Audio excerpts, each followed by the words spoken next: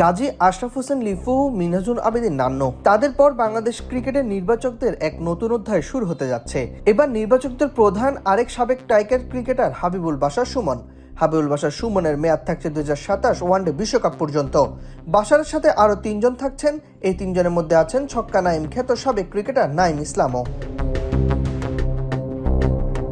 হাবিবুল বাশার সুমনকে প্রধান নির্বাচক করা এই নির্বাচকদের প্যানেলে আরও আছেন সর্বশেষ নির্বাচক প্যানেলে বাংলাদেশের সাবেক ফাস্ট বোলার হাবিব হোসেন শান্ত, ছক্কা নাইম খ্যাত নাইম ইসলাম আর বয়সভিত্তিক দলের সাথে কাজ করা জাতীয় দলের সাবেক ক্রিকেটার নাফিদ চৌধুরী।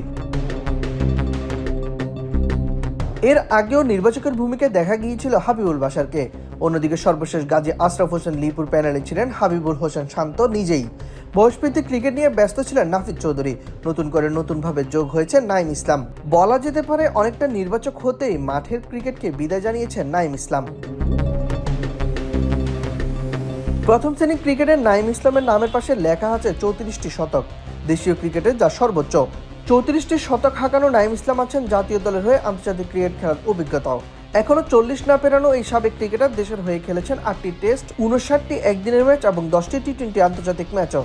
টেস্ট ম্যাচে আছে আবার নাইম ইসলামের পাশে 1টি শতক।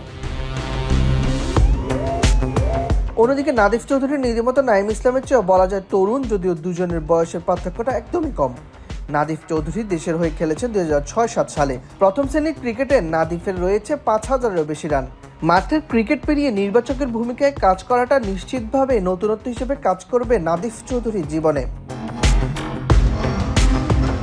সচরাচর দেখা গেছে বিসিবির 3 সদস্য নির্বাচক প্যানেল, তবে কিছুদিন আগেও তা ছিল কেবল 2 জনের।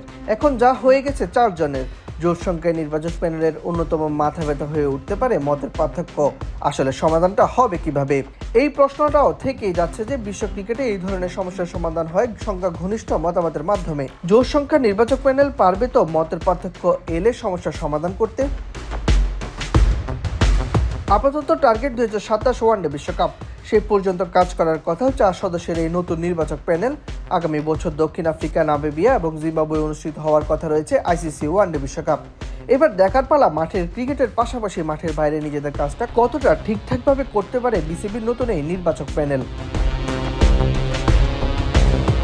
সাইদ ইবনে শামস, বিডি ক্রিক টাইম।